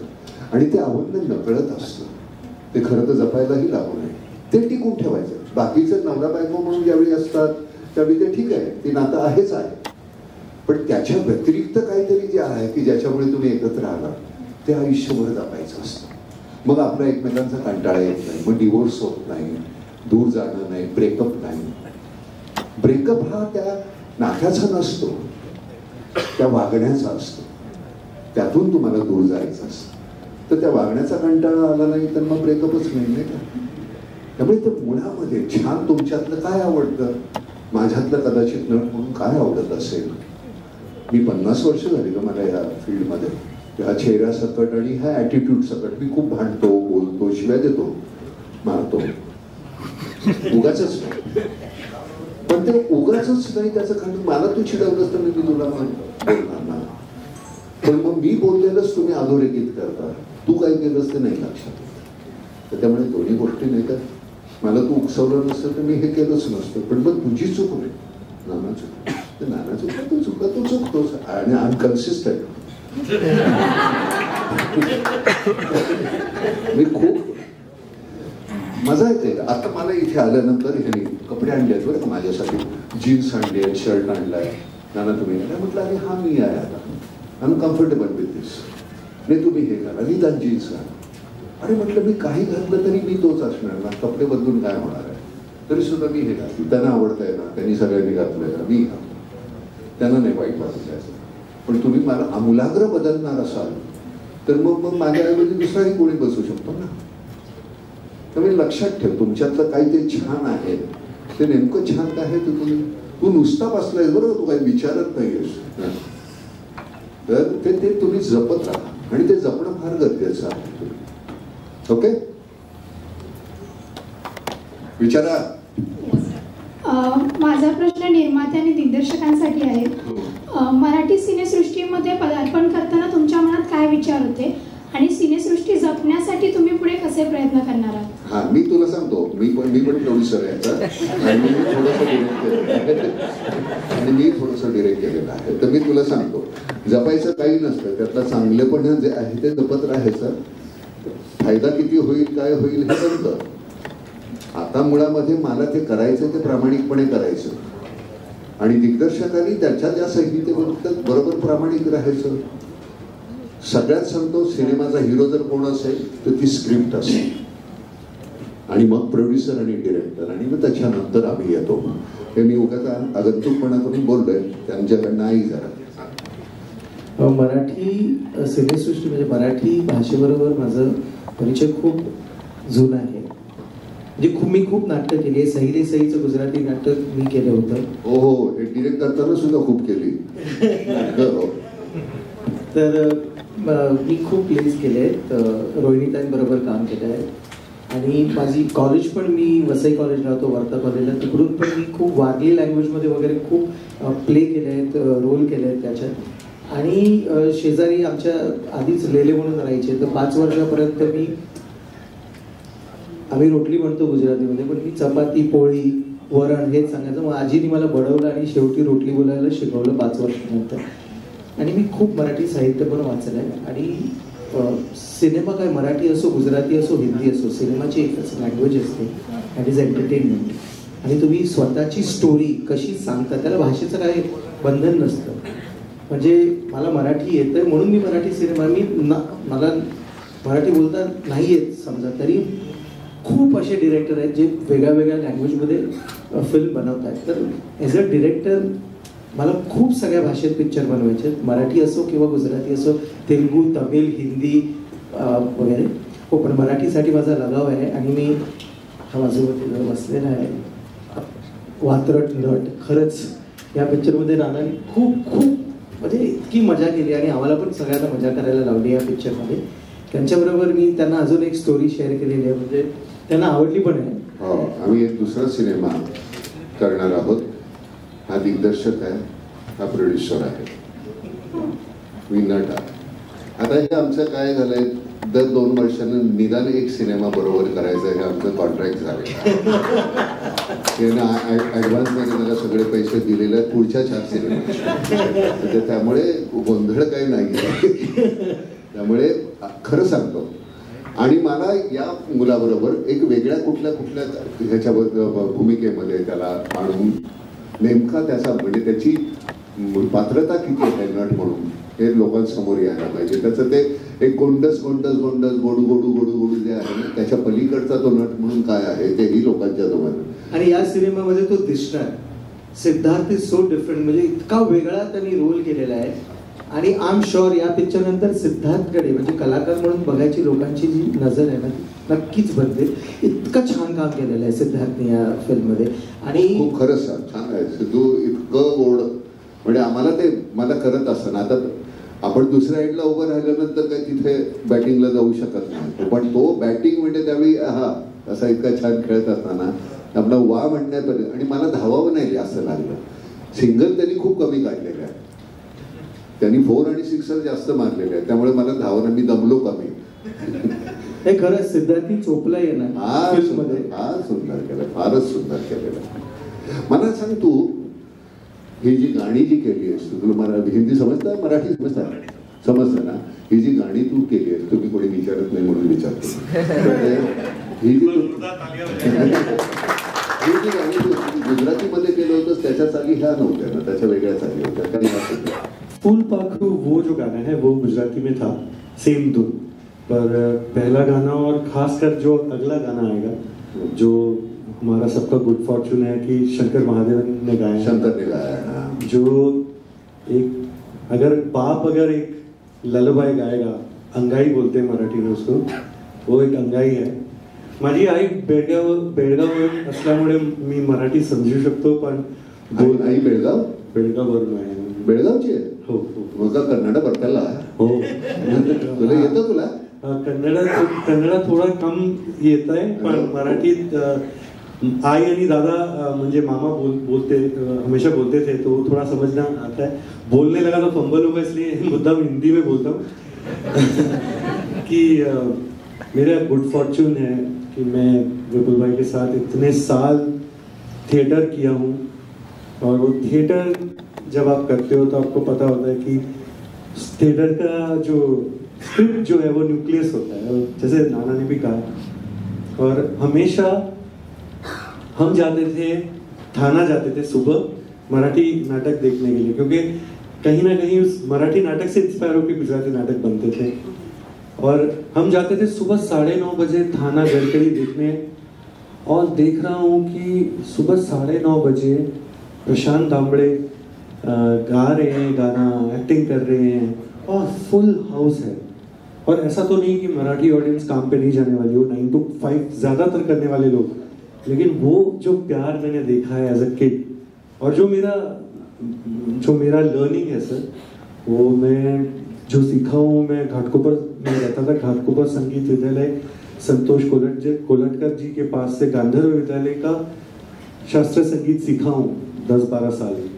तो वो जो मेरा उनसे रहा नाता, फिर ये एक तरह से थिएटर के कारण जो नाता रहा मराठी, और मराठी ऑडियंस का इतना कला प्रेमी होना, इतना फॉरवर्ड थिंकिंग होना, वो सब जो है, मैं माय गुड फॉर्चून कि मैं विपुल भाई को इतने साल से जानता हूँ, रश्मिन सर को इतने साल से जानता हूँ कि मुझे मौका मिल रहा है कि फाइनली मैं मराठी में गाने कर रहा हूँ। क्योंकि कहीं ना कहीं जब मैंने विश्व विनायक सुना था अजय अतुल सर का, तो एज ए किड ना मेरे पे उसका बहुत बड़ा इम्पैक्ट हुआ कि अपना कल्चर, अपनी भाषा में इतना इंटरनेशनल लेवल का काम उन्होंने किया है। And that at some level inspired me कि मैं गुजराती में शायद उतना टैलेंटेड या उतना गिफ्टेड में नहीं हूँ जितना अजय सर, अतुल सर है, पर जो मेरा कैपेसिटी है उस हिसाब से मैं गुजराती में गाने बनाऊंगा, गुजराती फिल्मों के लिए संगीत दूंगा। वो कहीं बॉलीवुड में म्यूजिक कंपोजर हूँ मैं और जिगर, और उस काम में कहीं मेरी भाषा, मेरा कल्चर, उसके लिए जो मैं जो जितना छोटा बहुत कर सकता हूँ वो मैं करना चाहता हूँ। आज जिगर आ नहीं पाया क्योंकि वो एक हिंदी फिल्म की फिक्सिंग में बिजी है, और वो मेरी इस तरह से मदद करता है, तब जाके मैं कुछ ये मराठी गानों का काम या गुजराती गानों का काम कर पाया हूँ। Really my good fortune to have work with Mandar, जिन्होंने इतने सुंदर बोल दिए हमारे गानों को। Also really have to thank Shalmali, Avdhoot दादा मेरे बड़े भाई जैसे हैं, जब भी गुजराती प्ले का भी काम करते थे उनके स्टूडियो में जाके काम करते थे। शालमली, अवधूत दादा, ये रोहित राउत जो एक रेवलेशन है, वो सिंगर, एक इतना अच्छा सिंगर है वो लड़का। देखिए हम सब सिंगर है ना, लेकिन कोई कुछ आवाजें ऐसी होती है जिसको आप सुनते हो ना तो आपके सामने एक कैरेक्टर खड़ा होता है, उस सिंगर को प्लेबैक सिंगर कहा जाता है। ऐसा एक नया प्लेबैक सिंगर हमने ढूंढा है, रोहित राउत। और जैसे मैंने कहा कि हमारे गुड फॉर्चून की इसका जो तीसरा गाना है वो शंकर भाई ने गाया है, वो मेरा सबसे पसंदीदा गाना है इस एल्बम का। हर बच्चे के लिए उसके डैड उसके first close concept of hero होते हैं।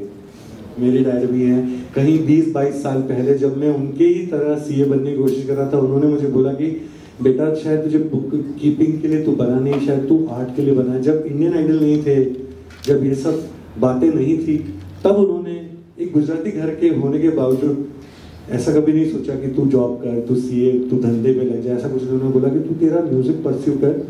एक वो बाप जो एक इनर्शिया देता है ना आपकी जिंदगी को, ज्यादा बोलते नहीं। मतलब जब मुझे महंगी गाड़ी खरीदनी थी तो उन्होंने मुझे पूछा कि तेरे पास गैराज है क्या, तो ये जो बाप ज्यादा तो नहीं बोलता, माँ बोलने नहीं देती। पर वो जो कल्चर है, जो बाप एक तरह से आपके लाइफ को डायरेक्शन देता है, जैसे हमारे डायरेक्टर सर है, वैसे एक बाप जो बेटे की लाइफ में काम करता है। अगर ऐसा एक बाप जो अपने बेटे से बहुत प्यार करता है, अगर उसको सुलाने की कोशिश कर रहा है, उसको प्यार देने की कोशिश कर रहा है, तो वो क्या गाएगा, क्या बोलेगा। वो जो गाना है वो मेरा बहुत पसंदीदा गाना है, आप जरूर बताइएगा जब भी, आई थिंक बहुत जल्दी रिलीज होगा। और हे झालेलं नाहीये, शंकर शब्द मगाशी बोललो, शंकरनी तर फार सुंदर गायलेला आहे। गंमत म्हणजे ती नुसती अंगाई नाहीये, बायको गेलेली आहे, मुलगा एकटाच आहे, आणि मग त्या मुलासाठी ती म्हटलेली अंगाई आहे। तर त्या परिस्थितीनुसार जे येतं ते, आणि ह्या सिनेमामध्ये तुम्ही ज्यावेळी पाहिलं त्यावेळी तुम्हाला ते, मला ह्या गोष्ट जर सांगता आली असती ना तर फार बरं वाटलं असतं, पण ही गोष्ट सांगून गंमत नाही।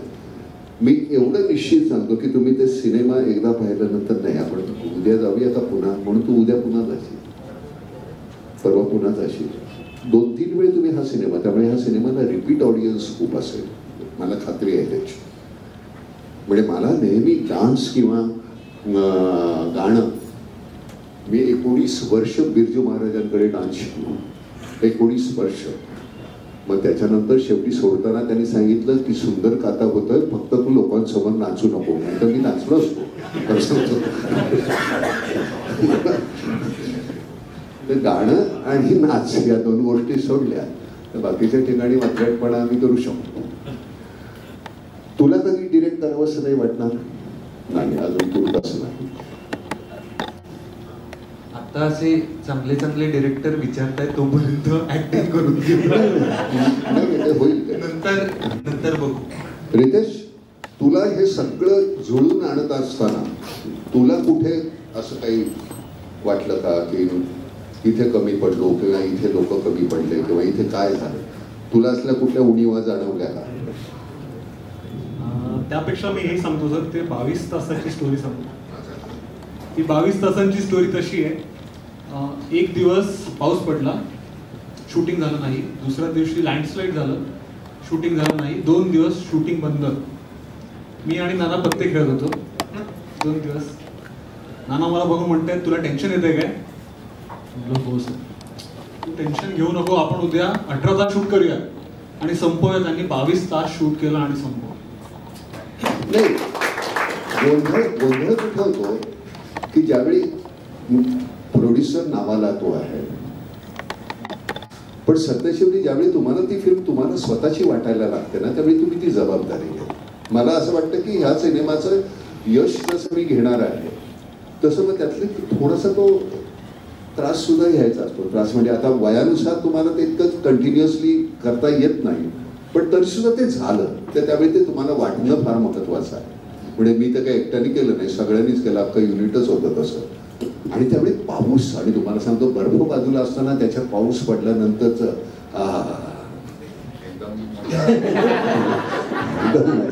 नाही तर ते त्या दिवशी पाऊस होता आणि नानाने वाटलं नाना की आता शूटिंग होणार नाही आणि ते खालती उतरले. खालती उतरल्यानंतर 15-20 मिनिटांनी पाऊस प्रसाद आला वरती आणि सांगितलं की नाना खालती व्हॅनिटीमध्ये जाईल, जर पाऊस थांबला ना तर ते परत येतील. आणि ते 1.5 तासानंतर रात्री 2ला जवळपास अर्धा तास ते एवढं वरती चढून, म्हणजे अर्धा तास हापा सगळं टाकत ते परत आले आणि आम्ही परत तो सीन रात्री पाऊस थांबल्यावर केला. नाही तर दुसरा नट असता तर निघून गेला असता. पण सायली जे दिसतंय ना ते असं छान नटून सजून ती इतकी गोड दिसते त्या गाण्याच्या वेळी, इतकं सगळ्या त्या ऑर्ड्स मध्ये केलेलं आणि तरी सुद्धा तुम्ही इतकं फार अप्रतिम. मला काही नाही, नुसतं तिथे बसायचं होतं, त्याचा मी एक भाग होतो, पण तरी सुद्धा इतकी मजा आली. म्हणजे ठीक आहे, तुम्हाला काही लोकांनी त्रास दिला का ह्याच्यामध्ये?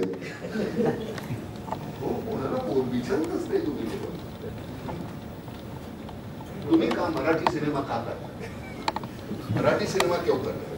मराठी सिनेमा बेसिकली मैं हिंदुस्तान की कला का पुजारी हूँ, तो कला कली बहुत आगे पीछे बहुत सारा चीज करता हूँ. तो कला की जब बात आती है तो महाराष्ट्र को हम नहीं छोड़ सकते. तो वही कॉन्सेप्ट से हमने ये काम चालू किया है कि महाराष्ट्र के अंदर भी हमको जो भी समझ में आते हैं, जैसे हम टीम बनाते हैं, वो टीम बना के हमको महाराष्ट्र के लिए कुछ न कुछ कला का काम करना चाहिए. That is why we are entering Maharashtra. Sir, Rashmiji आखिरी मेरा एक सवाल. तुम्ही पहिल्यांदा तुम्हाला ओले आलेची कॉन्सेप्ट आली किंवा ती ऑलरेडी फिल्म झालेली, आता ही मराठीत करायची आहे, एवढा सगळा थाट घालायचा आहे, तुम्ही असे लगेच तयार झालात की एक सगळं कॅल्क्युलेशन केलं त्यांनाच करायचं? क्योंकि मुझे पता था कि कहीं न कहीं हमारा फॉर्च्यून काम करेगा और नाना साहब हमको हाँ बोलेंगे, फिर पीछे सब आ जाएगा. आणि पुढचे 4 सिनेमे पण कॉन्ट्रॅक्ट साईन झालेला आहे आणि आम्हाला मराठी सिनेमे पाहायला मिळणार आहेत.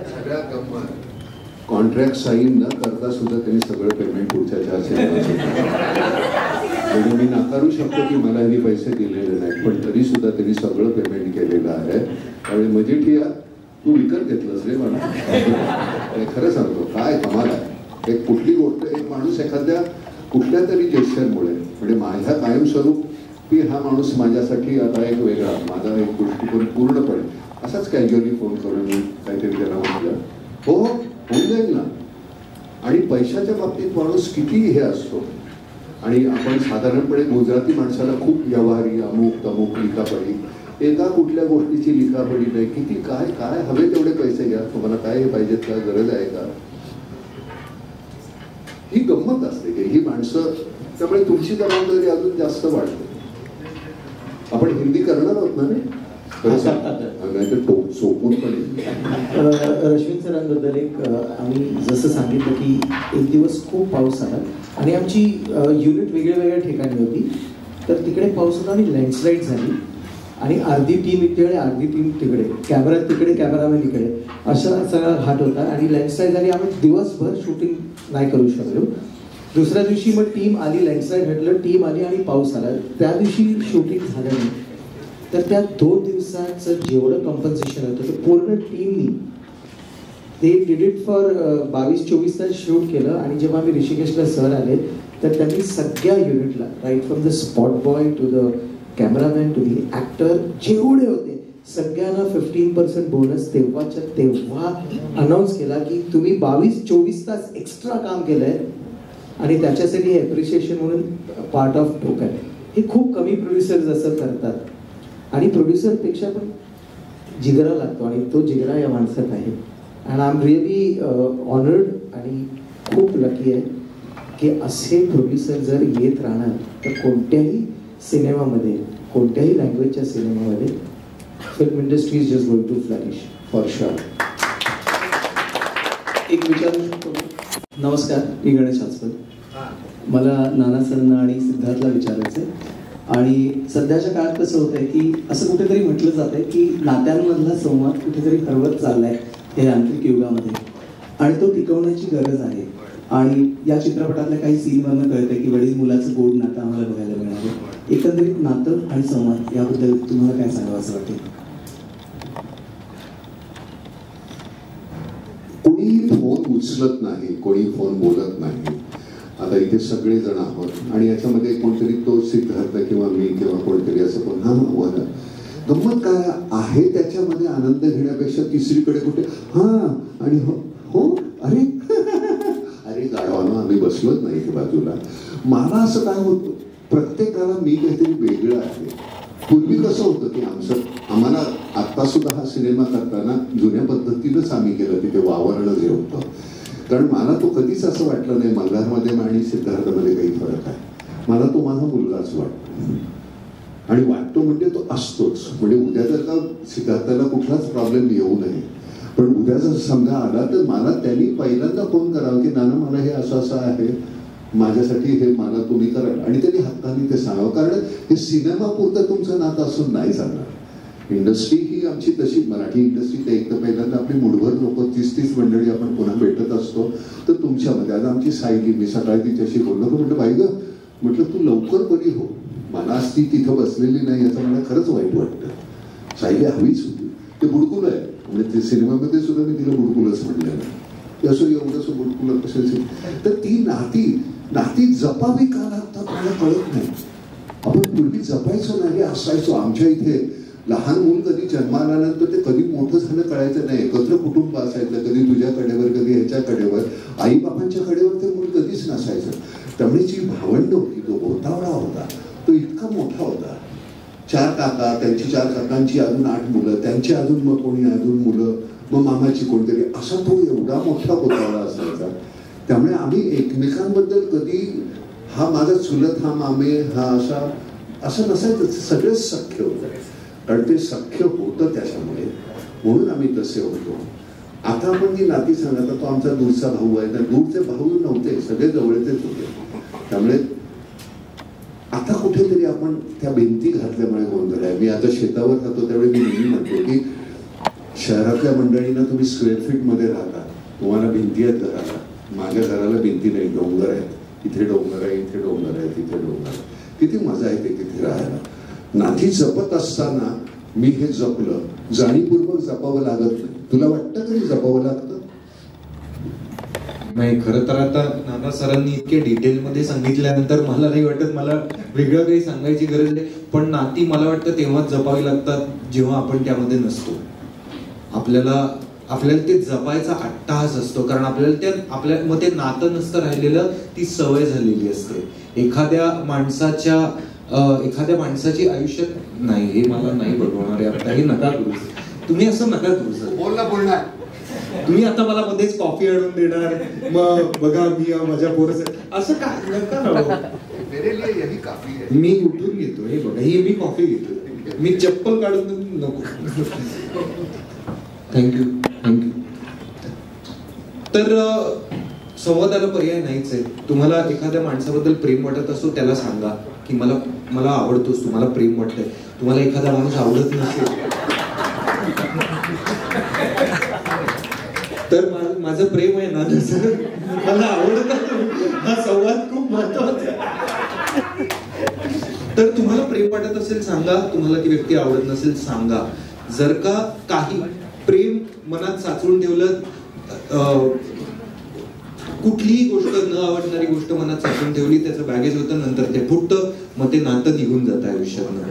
सो सवय नसावी, नातं असावं, आणि त्यासाठी त्या नात्यात असणं, जसं सर म्हणाले, असणं फार महत्वाचं आहे. तुम्ही इथेच प्रेझेंट नसाल आणि भलतीकडेच कुठेतरी असेल तर मग त्याला काही अर्थ नाही त्या नात्याला. थँक्यू. लक्षात ठेव, आपण आता खरं तर आपला इथं मराठी आपण ह्याच्यामध्ये आपण कुठेतरी त्याचा एक प्रोटोकॉल असतो आणि अमुक असं, मग तिकडनं येणार, मग म्युझिक वाढणार आणि मग येणार बसणार, असं आपल्याकडे नसतं. सोपं उचलायला कोणी नसतं तर मी उचललं असतं, मी ठेवलं असतं. पण कार्यक्रम कधीही स्टेल होऊ द्यायचा. तो स्टेल होता असं वाटलं तर इंटरप्ट करायचं असतं.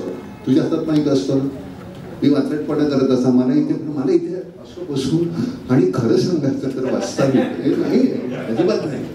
हा, तू सरळ घ्या माहीत आणि विचारता, आणि हे असं का झालंय असं विचारायचं. स्टेल नाही, तुझ्याकडे तुझ्या हातात असतं ना, ते तू हँडल करत असते. चावी द्यायची. विचारा. मला एक प्रश्न विचारायचा आहे सचिनजींना, की जसं तू सांगितलं फुलपाखरू हे गाणं ऑलरेडी गुजराती फिल्ममध्ये आहे, तशीच धून आपण वापरली, पण झगा मगा हे जे गाणं होतं त्याच्यासाठी काही प्रिसाइज इन्स्ट्रक्शन्स होते विपुल सरांकडून, किंवा कसं ते तयार करण्यात आलं, ती प्रोसेस थोडीशी?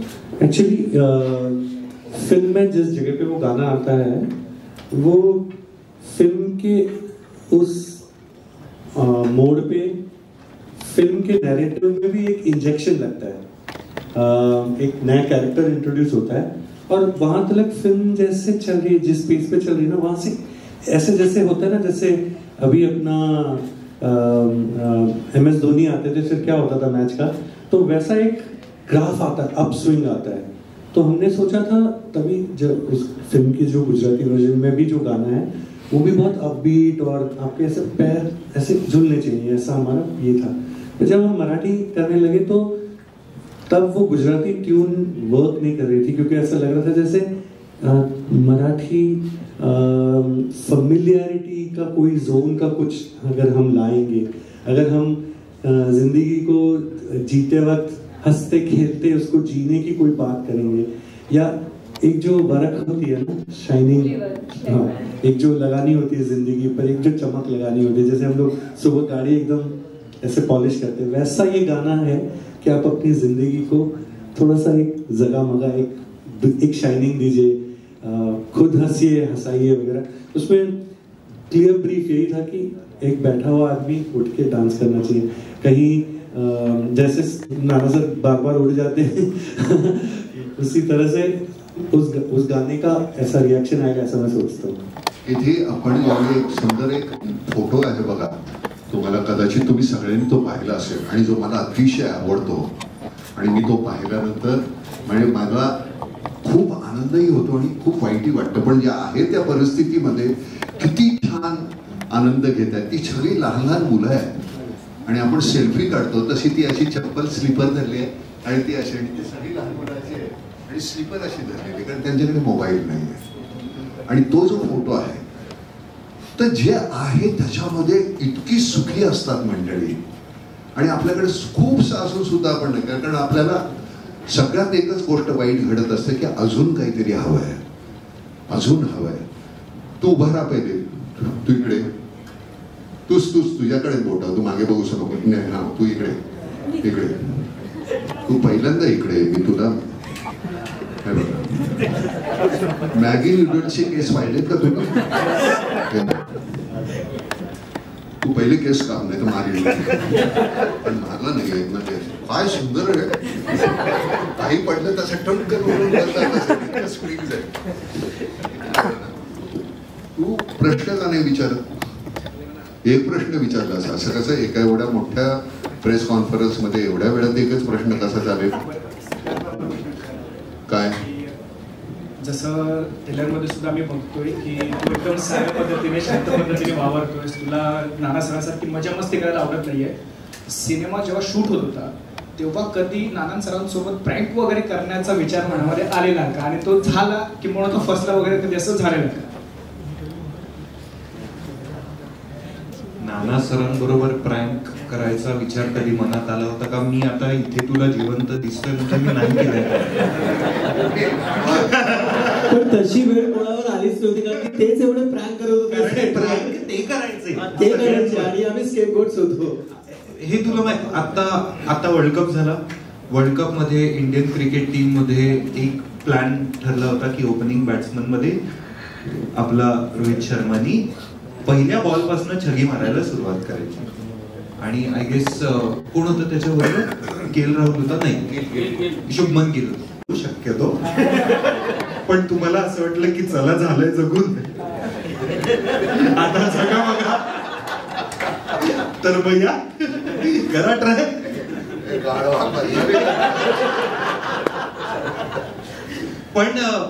पण तीच मजा आहे की म्हणजे नाना सरांबरोबर प्रँक नाही केलंय पण त्याच्यावर खूप पत्ते खेळले खूप. आणि एकमेव गोष्ट मला त्यांची आवडत नाही, कायम रम्मी लागते त्यांची, कायम त्यांच्याकडे असतातच पत्ते, त्यांच्याकडे असतं. आणि आपण असे होतो की हे किती पॉइंट्स हारले, पत्ते होते म्हणून पत्र लिहिली ना आता सगळ्यांना. तर ती एक गोष्ट आहे.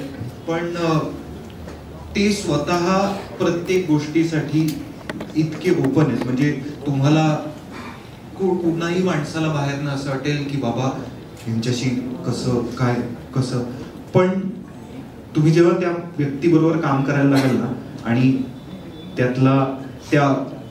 रावसाहेब कोणी ऐकलं वाचलं पु ल देशपांडेंचं रावसाहेब तुम्ही नवीन पौराणिक म्हणजे ब्रॉन्झच्या पुतळ्याच्या आत खळखळणारं पाणी तुम्हाला दिसेल असं पुलं जेव्हा म्हणतात ना तेव्हा ते नाना सरांबाबतीत खरं ठरतं. तर माझ्यासाठी रावसाहेब नाना सरच आहे. अरे पण तुला गंमत माहितीये का, रावसाहेबांवर फिल्म करतोय मी रावसाहेब तो नुसत्या शिव्या देत असतो. तो शिव्या म्हणजे त्याला बाकी म्हणजे त्याला शिवीशिवाय बोलता येत नाही असं त्याचं कॅरेक्टर आहे. तर ते पुलंनी फार सुंदर लिहिलेलं आहे. मी तुम्हाला एक प्रश्न विचारतो की तुम्ही हे आता इतकं पाहिलं, आम्ही इतकं बोललो, आमचा सिनेमा आहे त्यामुळे आम्ही बोललो, तुम्हाला काय याच्यावर जाणवलं? काय तुला काय वाटलं? कसं असेल चित्रपट? काय संदर्भ काय असेल? नेमकं काय असेल? जॉनर काय त्याचा? तुला काय वाटलं? अपॅरेंटली तुला असं काय वाटलं असेल ते ठीक आहे, पण तरी सुद्धा इतकं मी तुम्हाला हिंट्स देऊन सुद्धा काय त्यातले वेगळी याची वळणं आहे कामू काय वाटलं तुला? उभी राह. हा काय एक छान बाप आणि लेकाचं नातं कळलं. एकमेकांनी टाइम दिला पाहिजे. आपल्या कामाच्या स्केड्यूल मधून थोडासा स्पेस काढून दोघांचं नातं जपलं पाहिजे हेही कळालं. आणि धमाल मज्जा येणार आहे हेही कळालं. याच्या पलीकडे खूप काहीतरी आहे. हे तुला इतकी आता छान तुझा चेहरा असा समजतात, तुझे दात दिसतात ना, इतकेच तुझे डोळे मग इतके रडतील ते पाहिल्यानंतर. अरे बापरे हे काय, ती जी गंमत आहे त्या सिनेमाची. त्या सिनेमामध्ये त्याला एक पदरी नाही आहे, त्याला असे खूप पदर आहेत. आणि ते पाहिल्यानंतर सिनेमा थिएटर मधून बाहेर येताना मी बेट लावतो की तुम्ही एकमेकांशी बोलणार नाही. तुम्ही खूप असे म्हणजे तुझा मित्र जरी बरोबर असेल ना तरी सुद्धा फार तर तू हात धरलेला असेल पण तू रडत असशील, तोही रडत असेल. जॉनर काय असेल हे म्हणजे मी सांगू नाही शकणार, पण एकूण असं वाटतं की कदाचित असं असेल की त्या वडिलांना कदाचित कोणता तरी आजार झालाय. नाही त्याला मेंदूचाच आजार आहे, त्याला मेंदूचाच आजार आहे तो फक्त वत्रटपणा. नाही ते बघा ना, ते तुम्ही तिकीटच काढा.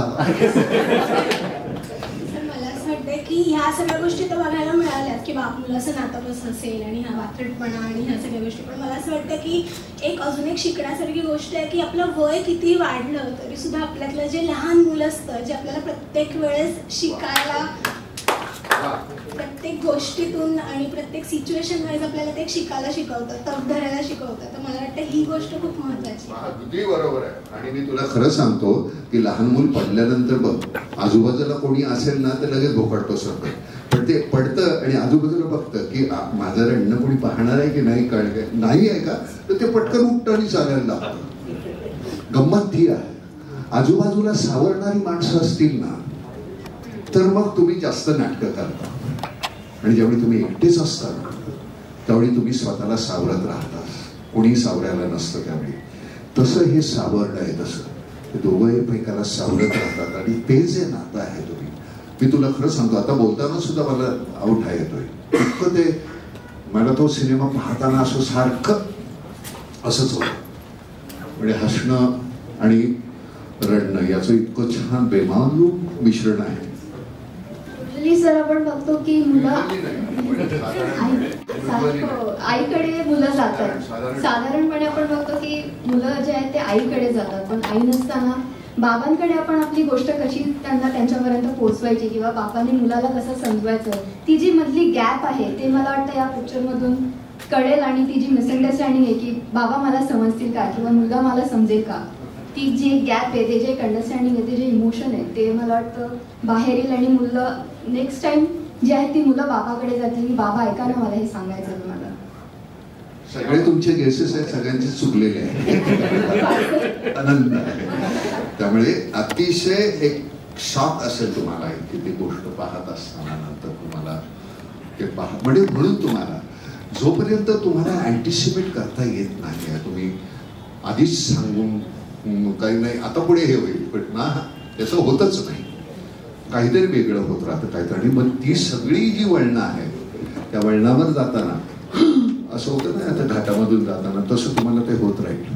आणि पण तरी सुद्धा त्या सगळ्या प्रवासाचा आनंद ठाम खुश होणार तुम्ही. बोल.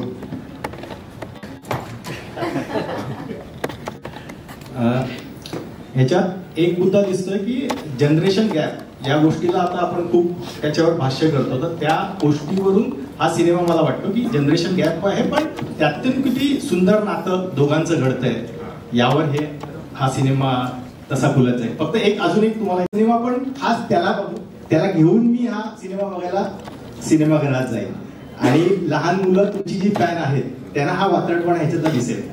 तुला सांगतो की वेलकमच्या पुढचं कुठेतरी नातं त्यांचं जुळेल या सिनेमाशी बघत्या. आणि लहान मुलांचं तुम्हाला खरं सांगतो, बाप मुलांच्या मधली दरी खूप कमी होईल कदाचित. ती जनरेशन गॅप तुम्ही जी म्हणताय ना ती कदाचित, ते दाखले आपण देतो ना, अरे ते तू पाहिलंच का, ते तसं हे ह्या सिनेमाचे दाखले दिले जातील असं मला वाटतं. तुला नाही काय सिनेमा बाबतीत काय सांगू मी, एक अप्रतिम कथा तुम्हाला बघायला मिळणार आहे हे 100% सांगतो. खूप खूप सुंदर, खूप गोड कथा आहे, खूप प्रेमाने बनवलेला सिनेमा आहे. आणि मुळातच सिनेमा खरंच असा असायला हवा. आपल्याला सगळ्यांना सध्या शॉर्ट फॉर्मॅट एंटरटेनमेंटची खूप सवय झाली. म्हणजे आपल्याला एंटरटेनमेंट 20 सेकंदाचं पण पुरतं आहे, आता 30 सेकंदाचंही पुरतं आहे. पण घरातनं उठून आता सगळ्यात अवघड गोष्ट ही झाली आहे की त्याच प्रेक्षकांना त्यांच्या घरातनं उठून त्यांना गाडी, रिक्षा, बस त्यातून बसवून थिएटरमध्ये जाऊन आमच्यासाठी 2.5 तास काढायची त्यांना रिक्वेस्ट करणं हे आता खूप अवघड आहे. आणि ह्या सिनेमामध्ये त्याची ताकद आहे की तो प्रेक्षक त्याच्या सोफ्यावरनं उठेल, हा चित्रपटगृहात एकदा पाहिला येईल आणि एकदा पाहिल्यानंतर तो त्याच्या आजूबाजूच्या 100 लोकांना घेऊन येईल. कारण हॅपी सिनेमा आहे, आपल्याला खुश करतो, आपल्याला खूप खूप जास्त खुश करतो हा सिनेमा. म्हणजे जसं सरांनी सांगितलं की वळणं खूप आहेत त्याला, पण ती सगळी वळणं काही का असेना ती खुश करणारी आहेत, आपल्याला आनंदी ठेवणारी आहेत. आणि आजूबाजूला जिथे म्हणजे मला असं वाटतं की फादर सन डुओ असं पाहायला पाहिजे. जर का मारधाड वगैरे सगळं बरोबर आहे, पण प्रेमाचं फादर सन डुओ हे पाहायला पाहिजे खरं तर. या बात. मला असं वाटतं की आता सिद्धार्थ तू सांगितलंस तसं नक्कीच प्रेक्षक घरून उठून या सिनेमा बघण्यासाठी चित्रपटगृहात जाईलच. आणि नाना सरांविषयी मला आत्ता असं वाटतं सगळ्यांनी सिनेमामध्ये काय असेल, काय पाहायला मिळेल हे 5 जानेवारीलाच कळणार आहे आणि तेव्हाच पाहण्यात जास्त आनंद आहे, उत्सुकता तेव्हासाठीचीच आहे. पण नाना सर, जसं मगाशी तुम्ही म्हणालात की मी वात्रट नाठाळ अशी एक भूमिका केली आहे, मला असं वाटतंय की अजूनही तुम्ही काय म्हणताय तुमच्यामध्ये ती आहे, तीच भूमिका तुम्ही कॅरी करून आज आमच्या सगळ्यांसोबत इथे वेळ घालवलाय, सगळ्यांच्या प्रश्नांनाही उत्तरं दिलेली आहेत. सर प्लीज प्लीज तुम्ही जे काही नाही करा सर, तुम्हाला जे वाटेल ते तुम्ही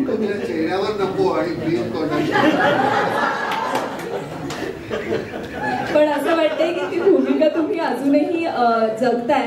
आणि खरं तर हे पण यश आहे या सिनेमाचं. आणि चित्रपटगृहात जाऊन हा सिनेमा 5 जानेवारीला प्रत्येक मराठी आणि सगळेच प्रेक्षक बघतील अशी खात्री वाटते आज तुमच्याशी गप्पा मारून, या सिनेमाचा टीजर, ट्रेलर, गाणी पाहून. सो मला वाटतं आम्हा सगळ्या मीडियातर्फे मी मनापासून तुम्हा सगळ्यांना या सिनेमासाठी खूप शुभेच्छा देते. आणि इथे सगळे कलाकार उपस्थित आहेत जर इलेक्ट्रॉनिक वन मीडिया इंटरॅक्शन करायचं असेल तर. पण अशा पद्धतीने मी इथे जाहीर करते आपल्या सगळ्यांच्या साक्षीने की आज आपला हा ट्रेलर लॉन्च सोहळा संपन्न झालेला आहे. त्या ट्रेलरचा सगळ्यांनी आस्वाद घ्यावा 5 जानेवारीपर्यंत आणि 5 जानेवारीला आपण सिनेमा पाहूया.